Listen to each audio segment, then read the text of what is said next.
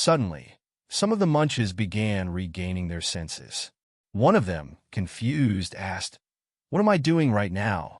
As they came back to their senses, they were struck with intense headaches, a side effect of Hakal's control over their minds. One munch held his head, gritting his teeth in pain. Another shouted, "Are you guys back to normal now?" Another asked, "Is the curse of domination lifting?" Bali quickly called out, "Regroup, everyone. The real fight is about to begin." He then looked up at the clouds, seeing a red aura swirling within them, and said, "I've never felt such wicked energy before." Suddenly, something emerged from the clouds and crashed into the earth. Shocked, Bali exclaimed, "What on earth is that?" The impact shattered the ground, killing some of the minions instantly. Sweat dripped down Bali's face as he gritted his teeth and shielded his eyes. He called out for Aiden, who was standing in front of him, while High Priest Kirtle struggled to keep his balance. Aiden, also sweating and gritting his teeth, told Bali, "Evacuate everyone to safety immediately. Get them as far away as possible, and out of the church." In front of them, through the dust and shattered ground, an evil, dragon-like figure emerged, Taos from the underworld. Taos inhaled deeply, smelling the air of the earthly realm, and said, "What a beautiful, dreamlike world. I'm shocked that such weak, pathetic creatures can survive here." Seeing Taos, Aiden thought to himself, "Damn it. Damn Hakal.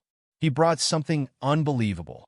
Even the Underlord beside him remarked, "I never thought I'd see him here. This is unexpected." Taos, smiling, asked, "Who summoned me here?" At that moment, Hakal stepped forward, clenching his fists, and happily said, "I summoned you here. I'm your master, and I gave up half of my life force to call you." Hearing this, Taos gritted his teeth. Hakal continued, "Now you have to obey me and kill all these people." But before he could finish, Taos pointed a finger at him and killed him instantly.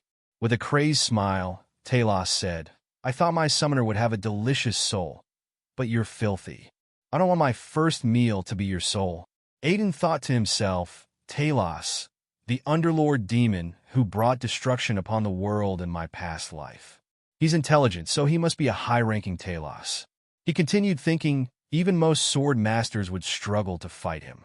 In my previous life, I could take him down in one go, but not now. Suddenly, something caught Aiden's attention.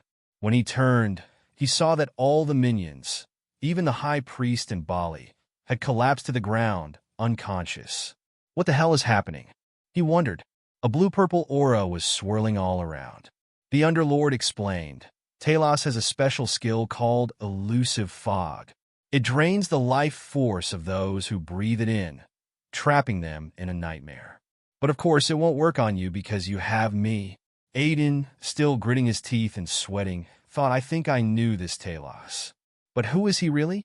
The Underlord then revealed, "This Taos is Mephisto, the Taos of deceit and cunning. He even had the audacity to scam me in the previous life, but in the end, I enslaved his soul." Hearing this, a small smile crept onto Aiden's face as he thought, he tried to scam the Underlord? He must be out of his mind. Suddenly, Mephisto appeared much closer to Aiden and said, "What a fascinating human you are." Aiden was startled and thought, "When did he get this close to me?" Mephisto continued, "You can move just fine, even in my fog. I wonder what your soul is like." Sweat dripped from Aiden's face as he thought, as expected, he's a high-ranking Taos. Just standing in front of him puts me under extreme pressure. At that moment, the Underlord reassured Aiden, "Don't be afraid. Mephisto isn't complete right now. Hakal's summoning ceremony was unstable, so Mephisto doesn't even have half of his original power." Aiden, relieved, replied, "Really? Then I can manage against him." Mephisto sneered at Aiden, saying, "My poor, weak prey." Aiden smirked and replied, "Yap, yap, yap. You talk too much, Mephisto." Hearing his name from Aiden's mouth, Mephisto was shocked, his eyes widening as he asked, "How do you know my name?" Aiden gripped his sword tightly and said, "Your name is famous even on Earth." Then, mocking him further, Aiden added, "You're the pet Taos that the Underlord dragged around like a dog." If you need tips on how to trick him, I can help." Enraged, Mephisto shouted, "Pet Taos? Tips? How dare you? I am a noble among Taos." Furious, he prepared to attack Aiden, saying, "Ignorant human, how dare you say that in front of me?" At that moment, Aiden quickly dodged and leapt backward into the air, narrowly avoiding Mephisto's attack. The ground shattered where Mephisto's strike hit. Mephisto snarled, "I'll show you what it feels like to have your soul ripped apart for the rest of your life. Just like me." Hearing this, Aiden was shocked and thought, "Like him? What's that supposed to mean?" He then asked the Underlord, "Did you hide something from me?" The Underlord calmly replied, "Not exactly hide. I just used him for an experiment on Talos souls.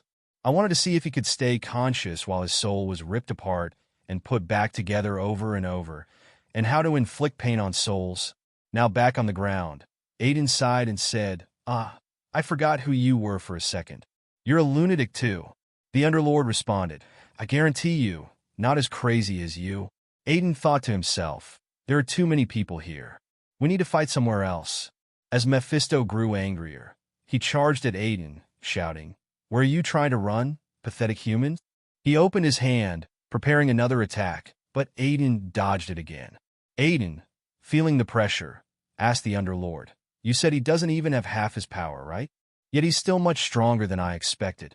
Aiden was suddenly shocked as Mephisto rushed toward him again.